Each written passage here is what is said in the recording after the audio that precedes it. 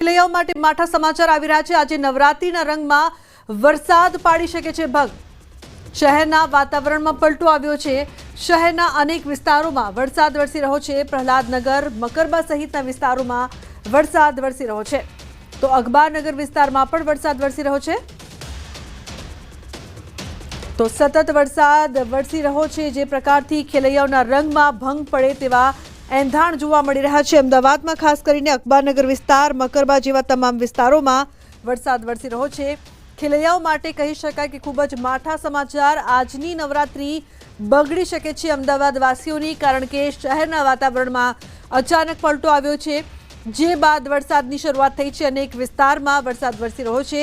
પ્રહલાદનગર, મકરબા સહિતના વિસ્તારમાં વરસાદ વરસી રહ્યો છે। ઉલ્લેખનીય છે કે હવામાન ખાતાની પહેલા પણ આગાહી હતી કે નવરાત્રીમાં વરસાદ વિઘ્ન બની શકે છે, તો આજની નવરાત્રી બગડી શકે છે ખેલૈયાઓની। આજે નવરાત્રીમાં રંગમાં વરસાદ ભંગ પાડી શકે તેવા એંધાણ। તો ઉલ્લેખનીય છે કે અમદાવાદમાં વરસાદની શરૂઆત થઈ છે, અચાનક વાતાવરણમાં પલટો આવ્યો છે। પ્રહલાદનગર, મકરબા સહિતના જે વિસ્તારો છે ત્યાં વરસાદ વરસી રહ્યો છે, તો ખેલૈયાઓ માટે ખૂબ જ માઠા સમાચાર આવી રહ્યા છે।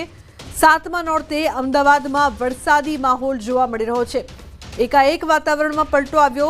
પૂર્વ અમદાવાદમાં ધોધમાર વરસાદ। તો સાતમા નોરતે અમદાવાદમાં વરસાદી માહોલ, અમદાવાદમાં નવરાત્રીમાં ભંગ।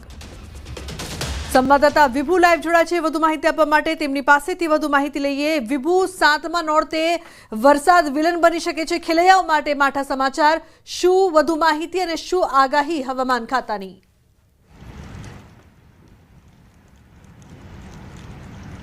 લુબના હવામાન વિભાગ દ્વારા આગાહી કરવામાં આવી છે કે આગામી 5 દિવસ છે વરસાદી માહોલ યથાવત રહેશે, કારણ કે ફરી એક વખત વરસાદી સિસ્ટમ સક્રિય થઈ છે અને તેના કારણે અત્યારે સમગ્ર ગુજરાતમાં વરસાદી માહોલ છે તે જામ્યો છે। અમદાવાદ શહેરના દ્રશ્યો બતાવવા માંગીશ કે અમદાવાદ શહેરમાં પણ આજે વહેલી સવારથી જ કાળા ડિબાંગ વાદળો છે તે જોવા મળી રહ્યા હતા અને ત્યારે હવે ધીમી ધારે વરસાદ છે તે અમદાવાદ શહેરના અલગ અલગ વિસ્તારોમાં જોવા મળી રહ્યો છે, એટલે કે એસજી હાઈવેથી પ્રહલાદનગર અને સાથે જ અમદાવાદ પૂર્વમાં પણ વરસાદ છે તે જોવા મળી રહ્યો છે। અલગ અલગ વિસ્તારોમાં નરોડા, નિકોલ સહિતના જે વિસ્તારો છે ત્યાં પણ વરસાદી માહોલ છે અને ધીમી ધારે વરસાદ પણ વરસી રહ્યો છે। જોકે આ વરસાદી સિસ્ટમ છે જ્યારે બનવાની હતી ત્યારથી જ હવામાન વિભાગ અને હવામાન નિષ્ણાંતો દ્વારા કહેવામાં આવ્યું હતું કે નવરાત્રીમાં વરસાદ છે તે વિઘ્ન બનશે અને આજે અલગ અલગ વિસ્તારોમાં ખાસ કરીને દક્ષિણ ગુજરાતમાં પણ ભારેથી અતિભારે વરસાદની આગાહી કરવામાં આવી છે। સૌરાષ્ટ્રમાં પણ ભારેથી અતિભારે વરસાદની આગાહી કરવામાં આવી છે અને અમદાવાદ અને ગાંધીનગરમાં પણ ભારેથી અતિભારે વરસાદની આગાહી સાથે થંડરસ્ટોર્મ એક્ટિવિટીઝ થશે, એટલે કે પવનની ગતિ પણ તેજ રહેવાની છે। ત્યારે જે ગરબાનું આયોજનો કર્યો છે તે આયોજકો પણ ચિંતામાં મુકાયા છે, ખેલૈયાઓ પણ ચિંતામાં મુકાયા છે, પરંતુ સાથે સાથે હવે ચોમાસું પાક છે તે તૈયાર થઈ ગયો છે અને ચોમાસું પાક તૈયાર થતાની સાથે ખેડૂતોની ચિંતા છે તે આ વરસાદની આગાહી વધારી રહ્યો છે। બિલકુલ વિભુ, જે પ્રકારથી સાતમા નોરતે તો વરસાદ વિઘ્ન બન્યો છે, હવે આવનારા જે દિવસ છે ત્યારે પણ શું વરસાદ વિલન બને એવી સંભાવના ખરી?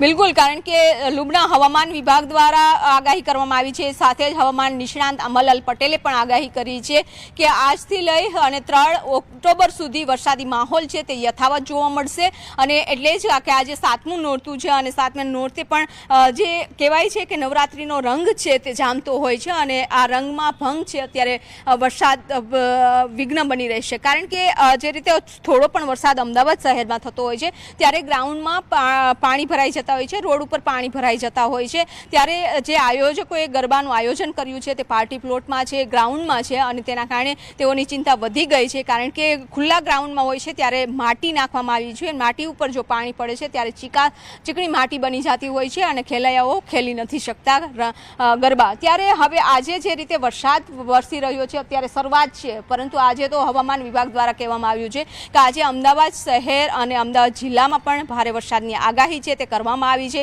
સાથે જ અલગ અલગ શહેરોમાં પણ વરસાદની આગાહી કરવામાં આવી છે। સુરત હોય, રાજકોટ હોય, વડોદરા હોય, તમામ મહાનગરોના જે વિસ્તારો છે ત્યાં પણ આગાહી છે અને ગ્રામ્ય વિસ્તારો છે ત્યાં પણ આગાહી કરવામાં આવી છે, એટલે કે આ વરસાદ છે તે વિઘ્ન ખેડૂતો અને ખેલૈયાઓ બંને માટે બની રહેશે।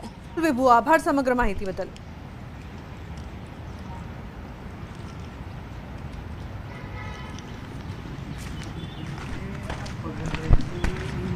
અમદાવાદના સાઉથ બોપલમાં 3 મજૂર પટકાતા એકનું મોત નીપજ્યું છે. ભાગવત બંગલોની સામે હોર્ડિંગ્સ લગાવતા બની છે આ ઘટના. 7 માળની બિલ્ડિંગ પરથી નીચે પટકાયા મજૂરો. થાંભલાના વાયર સાથે હોર્ડિંગ અડી જતા બ્લાસ્ટ થયો છે. બ્લાસ્ટ થતા 3 મજૂરો પટકાયા છે. તો બોપલ પોલીસે આ મામલે વધુ તપાસ હાથ ધરી છે. તો 7 માળની બિલ્ડિંગમાંથી મજૂર નીચે પટકાયા. થાંભલાના વાયર સાથે હોર્ડિંગ અડી જતા આ સમગ્ર અકસ્માતની ઘટના. બ્લાસ્ટ થતા 3 મજૂરો પટકાયા હતા. આ મામલે બોપલ પોલીસે વધુ તપાસ હાથ ધરી છે. બોપલમાં 3 મજૂર પટકાતા એકનું મોત નીપજ્યું છે. તો ભાગવત બંગલોઝની સામે હોર્ડિંગ્સ લગાવતા સમયે આ દુર્ઘટના સર્જાઈ છે. બોપલ પોલીસ આ મામલે વધુ તપાસ કરી રહી છે. તો અમદાવાદથી મહત્વપૂર્ણ સમાચાર સામે આવી રહ્યા છે. નવીન જોડાયા છે ફોન લાઈન પર વધુ માહિતી આપવા માટે. નવીન, શું વધુ અપડેટ સમગ્ર મામલે? જે ભાગવત બંગલોની સામે સાઉથ બોપલમાં આવેલ છે ત્યાં એક બિલ્ડિંગ ઉપર 7મા માળે 3 મજૂરો કામ કરી રહ્યા હતા. હોર્ડિંગ્સ લગાવવાનું કામ કરી રહ્યા હોય એવું પ્રાથમિક તપાસમાં સામે આવ્યું છે. તે થતા અને જે 3 મજૂર છે તે નીચે પટકાયા. એકનું મોત થયું છે ત્યારે 2ને સારવાર માટે તાત્કાલિક હોસ્પિટલ ખસેડવામાં આવ્યા છે. જો કે કોઈ શોર્ટ સર્કિટના કારણે અથવા કયા કારણે આ બનાવ બન્યો છે તેની તપાસ કરવામાં આવી રહી છે. પોલીસ ઘટના સ્થળે પહોંચી ગઈ છે, પરંતુ જે રીતે ઘટના બનતા પોલીસની ટીમ જે છે ત્યાં પહોંચીને કાર્યવાહી શરૂ કરી છે કે 3 મજૂરો કઈ રીતે પટકાયા છે. જો કે એકના મોતના સમાચાર હાલ સામે આવી રહ્યા છે. જી બિલકુલ નવીન, આભાર સમગ્ર માહિતી બદલ. પોરબંદર બંદર પર સિગ્નલ લગાવાયું છે. હવામાન વિભાગની આગાહીને જોતા બંદર પર 3 નંબરનું સિગ્નલ લગાવવામાં આવ્યું છે.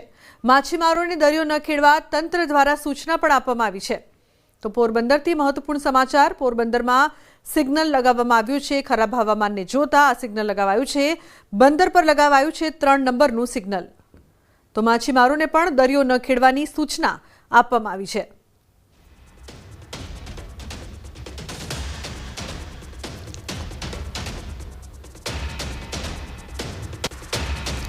તો ગીર સોમનાથના વાતાવરણમાં પલટો આવ્યો છે. કાળા ડિબાંગ વાદળો વચ્ચે વાતાવરણ બદલાયું છે. ઉના કોડીનારમાં વાતાવરણ બદલાયું છે. ક્યાંક ઝરમર તો ક્યાંક હળવાથી મધ્યમ ઝાપટા વરસ્યા છે. તો અરબી સમુદ્રમાં ભારે કરંટ જોવા મળ્યો છે. ગીર સોમનાથના દરિયામાં ભારે કરંટ જોવા મળ્યો છે. ઊંચા મોજા ઉછળ્યા છે. આગામી સમયમાં દરિયા કિનારે 40થી 50 કિલોમીટરની ઝડપે પવન ફૂંકાવાની સંભાવના પણ રહેશે. તો ભારેથી અતિ ભારે વરસાદની આગાહી પણ કરવામાં આવી છે. આગામી 3 તારીખ સુધી હવામાન નિષ્ણાતો દ્વારા દક્ષિણ સૌરાષ્ટ્ર અને દક્ષિણ ગુજરાતની અંદર ભારે વરસાદની આગાહી કરવામાં આવી છે. ત્યારે હાલ આપ જોઈ શકો છો કે આજથી જ દરિયાની અંદર ભારે કરંટ છે તે જોવા મળી રહ્યો છે. હાલ આ જે દરિયા કિનારો છે તે ગીર સોમનાથ જિલ્લાનો અરબી સમુદ્ર કિનારો છે અને અરબી સમુદ્રની અંદર ભારે કરંટ છે તે જોવા મળી રહ્યો છે. જો કે હાલ માછીમારોને કોઈ પણ પ્રકારની સૂચના નથી આપવામાં આવી, પરંતુ દરિયા કિનારે અને દરિયાની અંદર ભારેથી અતિ ભારે પવન છે તે ફૂંકાઈ શકે છે. એટલે કે 40થી લઈ અને 55 કિલોમીટર સુધીનો પવન છે તે ફૂંકાઈ શકે છે અને દરિયા કિનારા આસપાસના જે વિસ્તારો છે ત્યાં આગળ ભારે વરસાદ છે તે વરસી શકે છે. જો કે ગીર સોમનાથ જિલ્લાની અંદર પણ વહેલી સવારથી જ હળવાથી મધ્યમ વરસાદી ઝાપટા છે તો ક્યાંક ધીમી ધારે વરસાદ છે તે વરસી રહ્યો છે અને સૌથી વધુ વરસાદી ઝાપટા છે તે ઉના તાલુકાની અંદર વરસી રહ્યા છે. ત્યારે જે પ્રમાણે હવામાન નિષ્ણાતો આગાહી કરી રહ્યા છે તેમને લઈને તંત્ર છે તે એલર્ટ બન્યું છે અને વાતાવરણ છે તે સતત બદલાઈ રહ્યું છે. દિનેશ સોલંકી, ન્યૂઝ 18 ગુજરાતી, ગીર સોમનાથ. તો છોટાઉદેપુર જિલ્લામાં ધોધમાર વરસાદ